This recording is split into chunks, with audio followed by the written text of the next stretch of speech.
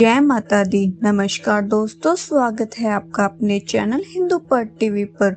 दोस्तों, आज की वीडियो में मैं आपको दुर्गा सप्तशती का 7वां व 8वां अध्याय सुनाने जा रही हूँ। अगर आपने इससे पहले के अध्याय नहीं सुने हैं तो आप हमारे चैनल पर जाकर सुन सकते हैं। वीडियो को शुरू करने से पहले वीडियो को लाइक करें और चैनल को सब्सक्राइब करें।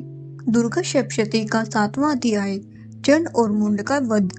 महर्षि मेधा ने कहा, दैत्यराज की आज्ञा पाकर चंड और मुंड चतुरंगी सेना के साथ लेकर हथियार उठाए हुए देवी से लड़ने के लिए चल दिए। हिमालय पर्वत पर पहुंचकर उन्होंने मुस्कुराती हुई देवी जो सिंह पर बैठी हुई थी देखा। जब असुर उनको पकड़ने के लिए तलवारें लेकर उनकी ओर बढ़े तब अंबिका को उन पर बड़ा क्रोध आया और मारे क्रोध के उनके मुंह काला पड़ गया, उनकी भ्रुकुटियां चढ़ गई और उनके ललाट में से अत्यंत भयंकर तथा अत्यंत विस्तृत मुख वाली लाल आंखों वाली काली प्रकट हुई कि अपने हाथों में तलवार और पाश लिए हुए थी। वह विचित्र खड्ग धारण किए हुई थी तथा चीते के चरम की साड़ी एवं नरमुंडों की माला पहनी हुई थी। उसका मांस सूखा हुआ था और शरीर केवल हड्डियों का ढांचा था और भयंकर शब्द से दिशाओं को पूर्ण कर रही थी। वह असुर सेना पर टूट पड़ी और दैत्यों का भक्षण करने लगी। वह पार्श्व राक्षसों, अंकुशधारी महावतों, हाथियों पर सवार योद्धाओं और घंटा सहित हाथियों को एक हाथ से पकड़ पकड़ कर अपने मुंह में डाल रही थी और इसी प्रकार वह घोड़ों, रथों, सारथियों व रथों में बैठे हुए सैनिकों को मुंह में डालकर भयानक रूप से चबा रही थी। किसी के केश पकड़कर, किसी को पैरों से दबाकर और किसी दैत्य को छाती से मसलकर मार रही थी। वह दैत्य के छोड़े हुए बड़े बड़े अस्त्र शस्त्रों को मुंह में पकड़कर और क्रोध में भरकर उनको दांतों में पीस रही थी। उसने कई बड़े बड़े असुर भक्षण कर डाले, कितनों को रोन डाला और कितनी उसकी मार के मारे भाग गए। कितनों को उसने तलवार से मार डाला, कितनों को अपने दांतों से समाप्त कर दिया और इस प्रकार से देवी ने क्षण भर में संपूर्ण दैत्य सेना का नष्ट कर दिया। यह देख महापराक्रमी चंड काली देवी की ओर पलका और मुंड ने भी देवी पर भयानक बाणों की वर्षा आरंभ कर दी और अपने हजारों चक्र उस पर छोड़े। समय वह चमकते हुए बाण व चक्र देवी के मुख में प्रविष्ट हुए इस प्रकार दिख रहे थे जैसे मानो बहुत से सूर्य मेघा की घटा में प्रविष्ट हो रहे हो। इसके पश्चात भयंकर शब्द के साथ काली ने अत्यंत जोश में भरकर विकट अट्टहास किया। उसके भयंकर मुख देखा नहीं जाता था, उसके मुंह से श्वेत दांतों की पंक्ति चमक रही थी। फिर उसने तलवार हाथ में लेकर हूं शब्द कहकर चंड के ऊपर आक्रमण किया और उसके केश पकड़कर उसका सिर काटकर अलग कर दिया। चंड को मरा हुआ देखकर मुंड देवी की ओर लपका, परंतु देवी ने क्रोध में भरे उसे भी अपनी तलवार से यमलोक पहुंचा दिया। चंड और मुंड को मरा हुआ देखकर उसकी बाची बची हुई सेना वहां से भाग गई। इसके पश्चात काली चंड और मुंड के कटे हुए सिरों को लेकर चंडिका के पास गई और प्रचंड अट्टहास के साथ कहने लगी, हे देवी, चंड और मुंड दो महादैत्यों को मारकर तुम्हें भेंट कर दिया है। अब शुंभ और निशुंभ को तुमको स्वयं वध करना है। महर्षि मेधा ने कहा। वहां लाए हुए चंड और मुंड के सिरों को देखकर कल्याणकारी चंडी ने काली से मधुर वाणी में कहा, हे देवी, तुम चूंकि चंड और मुंड को मेरे पास ले आई हो, अतः संसार में चामुंडा के नाम से तुम्हारी ख्याति होगी। इस प्रकार श्री दुर्गा सप्तशती का 7वां अध्याय समाप्त हुआ। जय दुर्गा माता तेरी सदा ही जय हो। दुर्गा सप्तशती का 8वां अध्याय, रक्त बीज वध। महर्षि मेधा ने कहा, चंड और मुंड नामक असुर के मारे जाने से और बहुत सी सेना के नष्ट हो जाने से असुरों के राजा प्रतापी शुंभ ने क्रोध युक्त होकर अपनी संपूर्ण सेना को युद्ध के लिए तैयार होने की आज्ञा दी। उसने कहा, अब उदयुद्ध नामक 86 असुर सेनापति अपनी सेनाओं के साथ युद्ध के लिए जाए और कम्मु नामक 84 सेनापति भी युद्ध के लिए जाए और कोटिवीर्य नामक 50 सेनापति और धूमकुल नामक 100 सेनापति प्रस्थान करे। दोहद, मौर्य और कालकाय यह दैत्य भी मेरी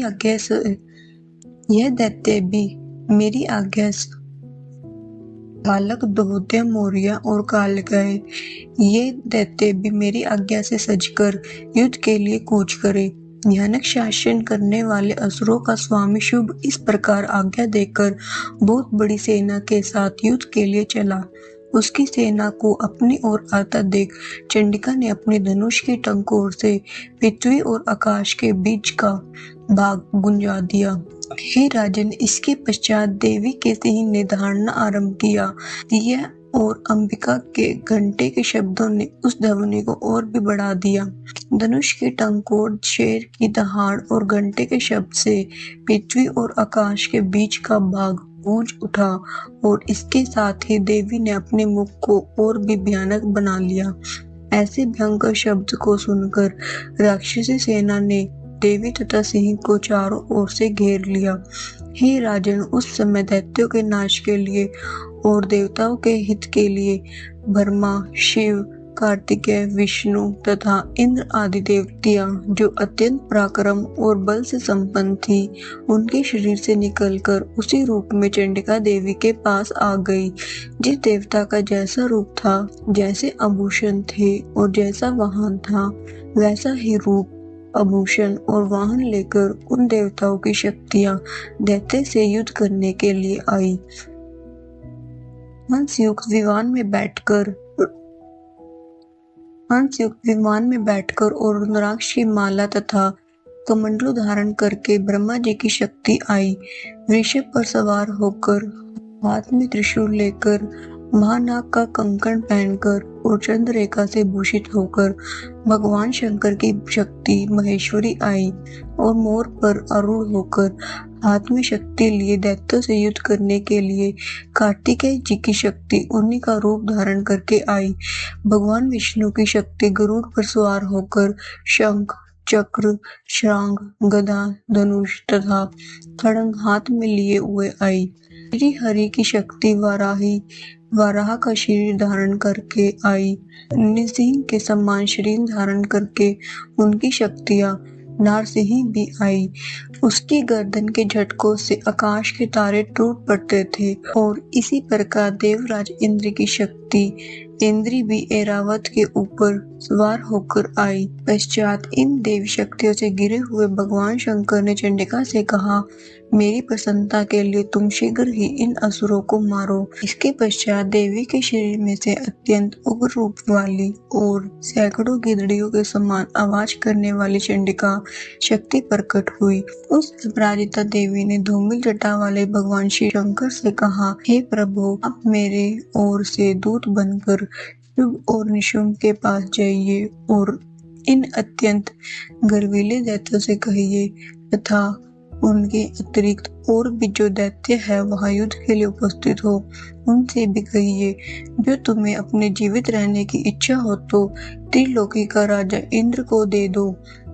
देवताओं को उनका यज्ञ भाग मिलना आरंभ हो जाए, तुम पाताल को लौट जाओ। किंतु यदि बल के गर्व से तुम्हारी लड़ने की इच्छा हो तो फिर माँ से मेरी योगिनियां तृप्त होगी, क्योंकि उस देवी ने भगवान शंकर को दूत के कार्य में नियुक्त किया था, इसलिए वह संसार में शिवदूती के नाम से विख्यात हुई। भगवान शंकर से देवी का संदेश पाकर उन दैत्य के क्रोध का कोई आर पार न रहा और वह जिस स्थान पर देवी विराजमान थी वहीं पहुँचे और जाने के साथ ही उस पर बाणों और शक्तियों की वर्षा करने लगे। देवी ने उनके फेंके हुए बाणों, शक्तियों, त्रिशूल और फरसों को अपने बाणों से काट डाला और काली देवी ने उस देवी के साथ आगे खड़ी होकर शत्रुओं को त्रिशूल से विदीर्ण करने लगी और खटवांग से कुचलने लगी। ब्राह्मणी जिस तरफ दौड़ती थी उसी तरफ अपने कमंडलू का जल छिड़ककर दैत्यों के वीर्य और बल को नष्ट कर देती थी और इसी प्रकार महेश्वरी त्रिशूल से, वैश्वनी चक्कर से और अत्यंत कोप वाली कुमारी शक्ति द्वारा असुरों को मार रही थी और इंद्री के बाजू के प्रहार से सैकड़ों दैत्य रक्त की नदियां बहाए हुए पृथ्वी पर सो गए। वराही ने कितने ही राक्षसों को अपने सूतन द्वारा मृत्यु के घाट उतार दिया। दाढ़ों के अग्रभाग से कितने ही राक्षसों की छाती को चीर डाला और चक्र की चोटों से कितने को ही विदीर्ण करके धरती पर डाल दिया। बड़े बड़े राक्षसों को नरसिंह अपने नखों से विदीर्ण करके भक्षण कर रही थी और सिंहनाद से चारों दिशाओं को गूंजती हुई रणभूमि में विचर कर रही थी। शिव युद्धि के प्रचंड अट्टहास से कितने ही दैत्य भयभीत होकर पृथ्वी पर गिर पड़े और उनके गिरते ही वह उनको भक्षण कर गई। इस तरह क्रोध में भरे हुए मार्तगणों द्वारा नाना प्रकार के उपायों से बड़े बड़े असुरों को मरता देखकर राक्षसी सेना भाग खड़ी हुई और उनको इस प्रकार भागता देखकर रक्तबीज नामक महापराक्रमी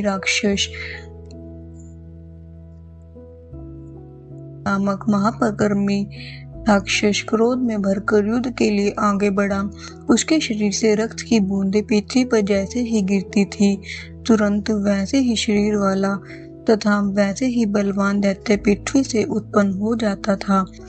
रक्तबीज गदा हाथ में लेकर इंद्री के साथ युद्ध करने लगा।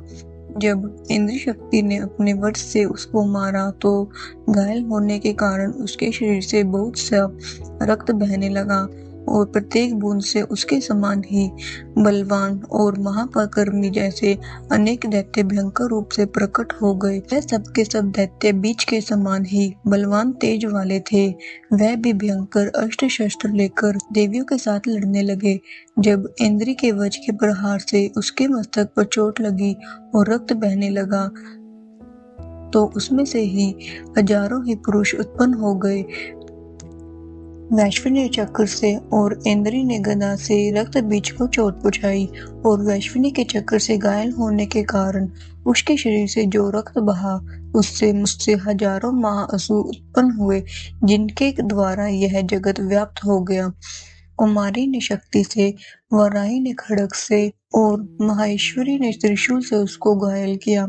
इस प्रकार क्रोध में भरकर उस महादैत्य ने सब मातृशक्तियों पर पृथक पृथक गदा से प्रहार किया और माताओं ने शक्ति तथा शूल इत्यादि से उसको बार बार घायल किया और सैकड़ों महादैत्य उत्पन्न हुए।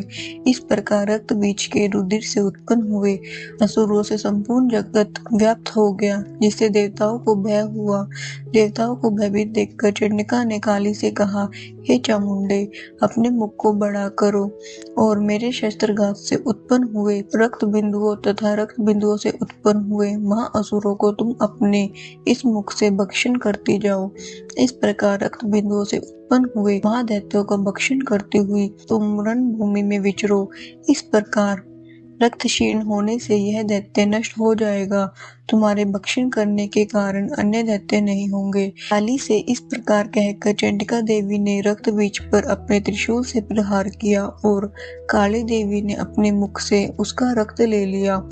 तब उसने गदा से चंडिका पर प्रहार किया। प्रहार से चंडिका को भी तनिक भी कष्ट न हुआ, किंतु रक्त बीज के शरीर से बहुत सा रक्त बहने लगा। लेकिन उसके गिरने के साथ ही काली ने उसको अपने मुख में ले लिया। काली के मुख से उस रक्त में असुर उत्पन्न हुए, उनको उसने भक्षण कर लिया और रक्त को पीती गई।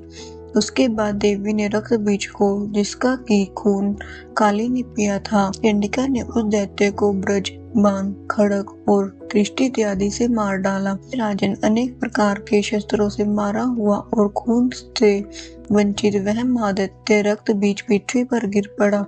हे राजन, उसके गिरने से देवता अत्यंत प्रसन्न हुए और माताएं उन असुरों का रक्त पीने के पश्चात उद्यत होकर नृत्य करने लगी। इस प्रकार दुर्गा सप्तशती का 8वां अध्याय संपूर्ण हुआ। जय माता दी।